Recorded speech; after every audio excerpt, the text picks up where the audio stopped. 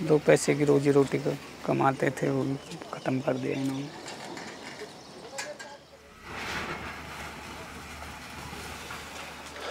Sir ये देखिए मेरा काउंटर रैक सब अंदर ही है सर, सारा सामान नीचे नीचे गिरा हुआ है, कुछ भी सामान हम लोग निकाल नहीं पाए।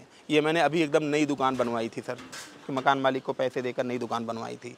अभी सारा पैसा सर मतलब इसके अंदर ही लग गया।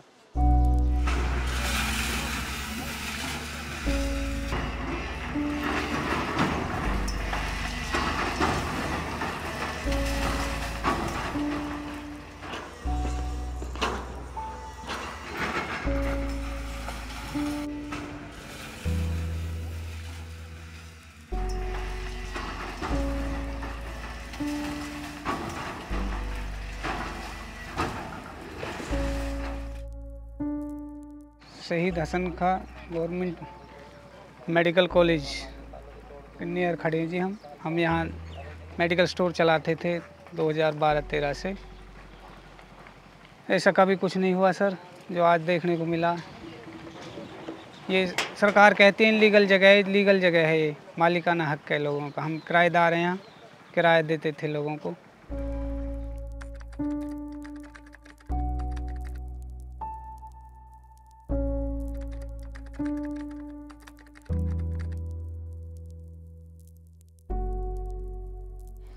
हमारी तो दुनिया ही उजड़ गई सर, कर्जा ले लेके बिजनेस लगाया था। ये इसमें कम से कम अभी हम कर्जदार हैं लगभग 15-20 लाख रुपए के। तो अभी ज़मीन बेची थी जब लगाया था इसमें बिजनेस बढ़ाने के लिए।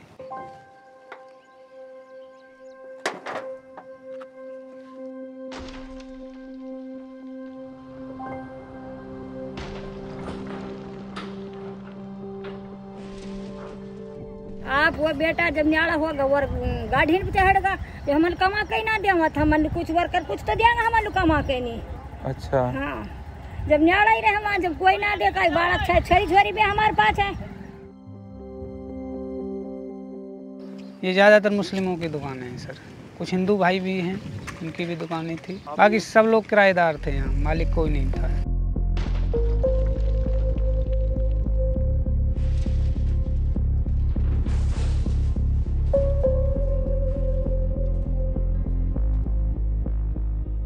हरियाणा श्री मनोहर लाल जी के आदेशों से कार्रवाई की गई है।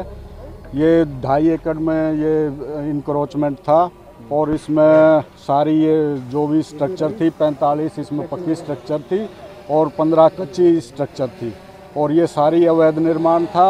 और ये जो अभी दंगे हुए हैं उनमें भी इनकी संलिप्तता पाई गई है। इसलिए मनोहर लाल जी के आदेश से हमने प्रशासन ने इन पे कार्रवाई करते हुए इनको जमींदोज कर दिया। ऊपर सबको नोटिस दिया गया है, उसके बाद ये कार्रवाई की गई। जिस होटल हमको दे रखी जिस ऑनर को, वो रेंटी को, तो जैसे दंगाई आए, भीड़ थी बहुत, मॉब थी, वो उन्होंने काफ़ी कोशिश की कि इनको मैं भगाऊं। उस होटल में उसने कैमरा CCTV कैमरा लगवा रखे हैं, उसमें साफ दिखाई दे रहा है वो भगाता हुआ, सब कुछ करता हुआ। लेकिन भीड़ का मान लो 100-200 की तादाद में आएगी, एक आदमी नहीं भगा सकता, पॉसिबल नहीं है।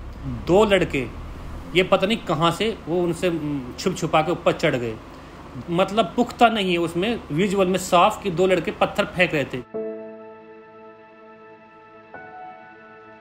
नहीं, कुछ नहीं दिया सर, हमें मिला नहीं। कुछ जून में नोटिस हमारे कॉपी दिखाए, फोटो कॉपी दिखाए, कुछ नहीं मिला हमें सर। नहीं सर, मुझे कोई नोटिस नहीं मिली। बस मैंने ये देखा कि दुकान मतलब तोड़ना स्टार्ट करती है, उसके बीच में अपना जो सामान निकाल पाया थोड़ा बहुत निकाला। बाकी 20% सामान निकाल पाया हूँ, 80% सामान दुकान में ही है अभी।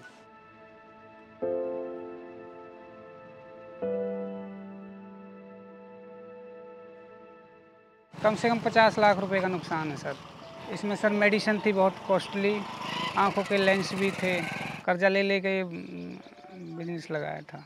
ये इसमें कम से कम अभी हम कर्जदार हैं लगभग 15-20 लाख रुपए के। तो अभी ज़मीन बेची थी जब लगाया था इसमें बिजनेस बढ़ाने के लिए। सरकार ने ज़बरदस्ती किया सर। जो भी हुआ, जो भी दंगाई हैं उनको पकड़ो, जो जायज़ हैं उनको करो, ना निर्दोष लोगों को क्या नुकसान कर रहे हो। चाहे कोई हिंदू समाज से, चाहे मुस्लिम समाज से, जो दंगाई है उसको पकड़ो। अब ये बताओ इसमें हमारा क्या दोष है? हम रोक ही सकते हैं किसी आदमी को? अब ये बताओ, कोई माई कलाल हिंदुस्तान में ये दिखा दे कि एक आदमी 1000 आदमी को रोक सकता है? 64-65 लाख रुपए का नुकसान। मेरे भाई के हालात सही नहीं है, वो इस पोजीशन में नहीं है कि किसी से कुछ बोल भी दें।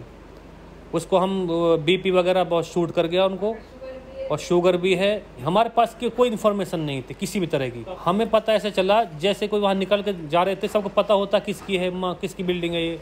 तो उन लोगों ने हमारे पास कॉल करनी स्टार्ट कर दी, तुम्हारी यहाँ पर ऐसे वेरिफिकेशन से हो रही, नाप तोल हो रही है। तो जब हम ये सोचा था कि वो छज्जे वगैरह बालकनी वगैरह गिराई हैं, कि हो सकता है वो 1-2 इंच फालतू निकली पड़ी हों, इसलिए नहीं गए। कि हम सब ये कह रहे थे वहाँ पर कि जो अगर वहाँ जा रहा है उसको साथ साथ पकड़ भी रहे हैं। तो हमें डर था कहीं पकड़ ना लें, क्योंकि सबूत को कोई देख ही नहीं रहा किसी चीज़ को भी। अब तो अभी बनाने की बहुत दूर की बात, बनाने के लिए पैसा चाहिए, कहाँ से इतना पैसा? सारे बच्चे सियाने हैं, मतलब एक लड़की वो भी जवान हो रही है, 2 लड़के जवान हो रहे हैं। तो अब शादी करनी थी उनको बस। हाँ, वो भी रुक जाएगा अब।